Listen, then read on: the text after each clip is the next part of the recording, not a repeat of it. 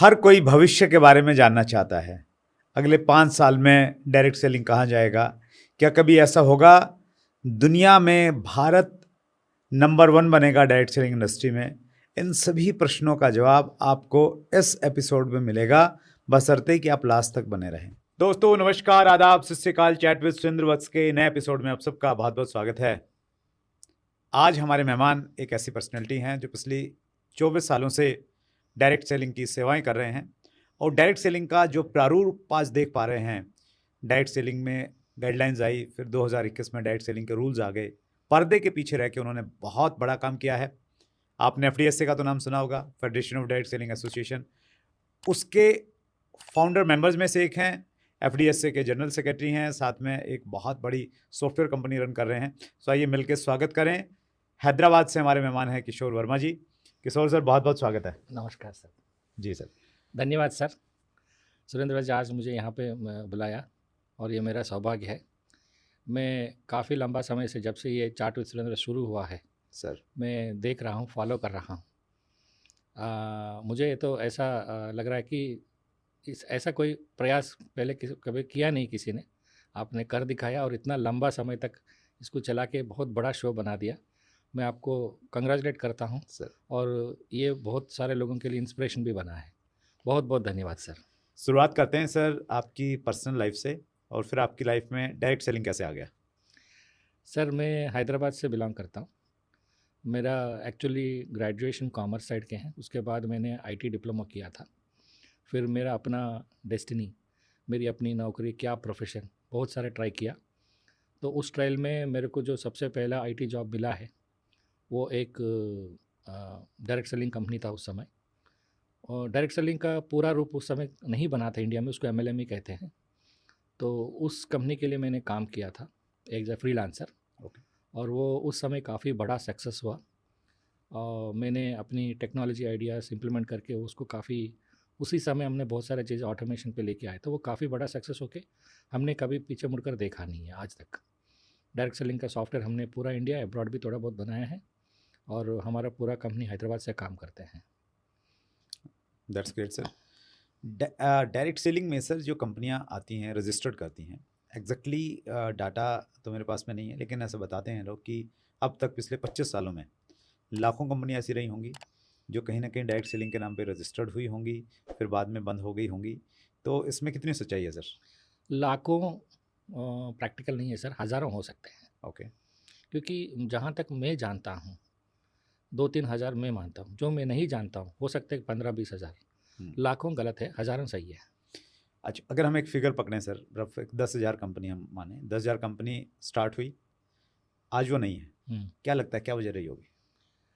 Sir ऐसा है, पहले जब कोई कानून नहीं था, कोई नियम नहीं था और लोग मनमर्जी काम शुरू कर लेते हैं और बंद भी कर लेते हैं, क्योंकि वो सब शॉर्ट टर्म प्लेयर्स हैं। खुद को नहीं पता है कि इसका स्वरूप क्या है, तो उसको अपने को गिनना नहीं चाहिए सर। ओके।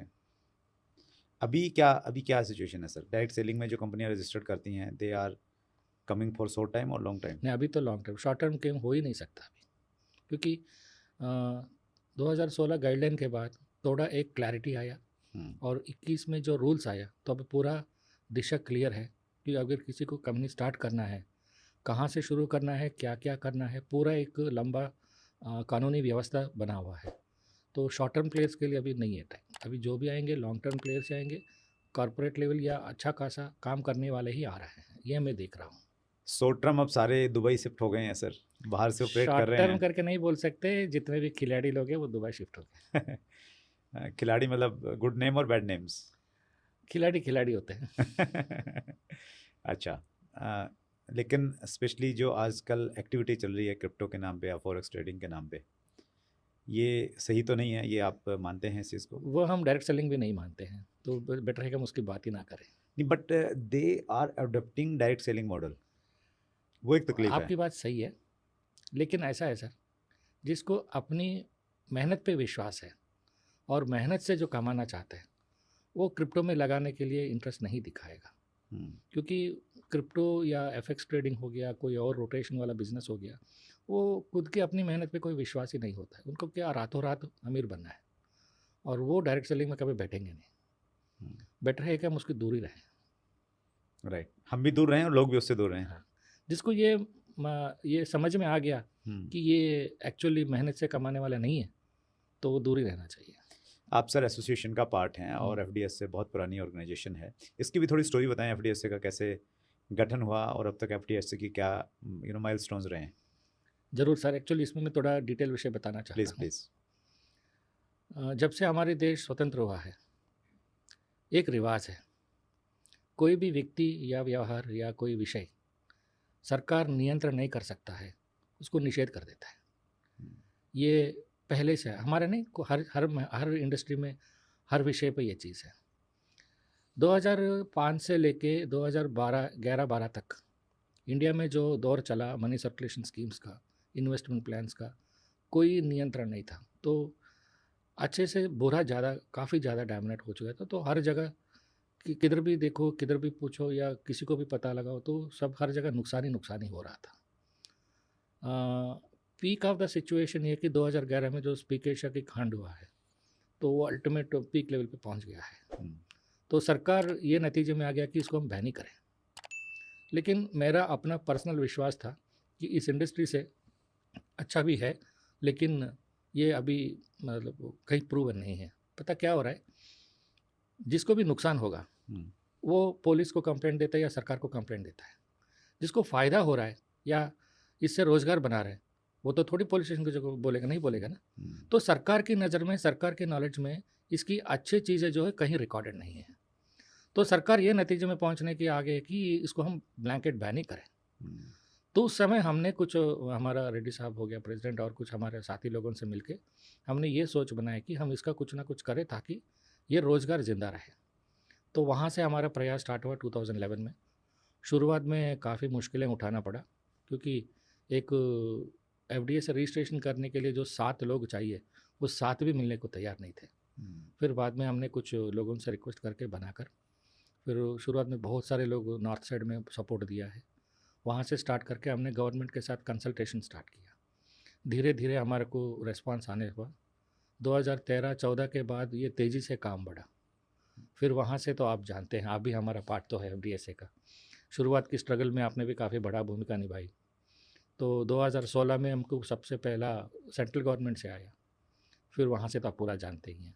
लेकिन अभी विषय क्या है, रूल्स तो आ गए जी, लेकिन ग्रास रूट लेवल में अभी भी परसेप्शन चेंज नहीं हुआ है। अभी भी बैंकों के पास इस इंडस्ट्री के बारे में गुड बुक्स में नहीं है। अभी हम ये काम कर रहे हैं कि ग्रास रूट लेवल में भी इस इंडस्ट्री का गुडविल बनाए और एक इंडस्ट्री की रूप लेके आए। हम रिसेंटली एक बड़ा इवेंट किया था मार्च में दिल्ली में, इंदिरा गांधी स्टेडियम में। 2 कैबिनेट रैंक मंत्री आए थे, हमको काफ़ी बड़ा विश्वास बढ़ा, लोगों का भी बहुत अच्छा विश्वास हुआ। इस तरह और प्रोग्राम्स करने की प्लानिंग में है हम लोग, ताकि स्टेट्स लेवल में, डिस्ट्रिक्ट्स लेवल में, हर गवर्नमेंट मैकेनिज्म में इस इंडस्ट्री को एक गुडविल लेके आए। ये सर, दैट्स ग्रेट सर। 2011 में एफडीएस से स्टार्ट किया, 13 साल आज हो गए हैं एफडीएसए को, और मैच्योरिटी आ रही है सर इंडस्ट्री को लेकर? आ रहे, बहुत सारी चीज़ें बदले हैं। अभी क्वालिफाइड लोग भी आ रहे हैं, हाई लेवली प्लेस्ड प्रोफेशनल्स भी आ रहे हैं। अभी जो भी करना है नियमों के अनुसार करना है। और नो डाउट टेक्नोलॉजी भी हाई लेवल पे काम कर रहे हैं। सोशल मीडिया पे भी बहुत अच्छा प्लेटफॉर्म बने हुए हैं। उसमें से तो एक सबसे बड़ा आपने बनाया है। तो अगला 4-5 साल में और अच्छा होने वाला है। जब हम आंकड़े देखते हैं sir, specially world federation direct selling association के आंकड़े देखते हैं, तो उसमें हम ये पाते हैं कि अभी हिंदुस्तान का स्थान 11वें नंबर पे है दुनिया में डायरेक्ट सेलिंग में। लेकिन हमारा जो CAGR है, कंपाउंड एनुअल ग्रोथ रेट है, वो 11 देशों में सबसे ज़्यादा है। तो उतनी ग्रोथ आपको दिख रही है कि आपको लगता है कि हम कभी ये कह पाएंगे कि विश्व में डायरेक्ट सेलिंग में सबसे ज़्यादा टर्नओवर हिंदुस्तान से हो रहा है? ये बात मैं मानता हूँ, लेकिन आंकड़ा जब बात आते हैं तो ये बड़ा मिस्ट्री है इंडिया में। लेकिन मैं ज़रूर इतना कह सकता हूँ, क्योंकि हमने काफ़ी बार इंडिया की जो टॉप वेल डूइंग कंपनीज में हम सिस्टम्स मेंटेन करते हैं, तो I am the first person to witness numbers are growing like very big numbers, but problem is companies ये डेटा शेयर नहीं करते हैं और ये कोई एक इंडस्ट्री प्रोग्रेस रिपोर्ट बनाने की बात नहीं कर रहे हैं, जिससे हम ये एविडेंस के साथ नहीं बोल पाएंगे। लेकिन मैं इतना कह सकता हूँ, young generations between 20 to 35 people are coming good number now and reputation of sale भी बहुत बड़ा है, इतना मैं कह सकता हूँ।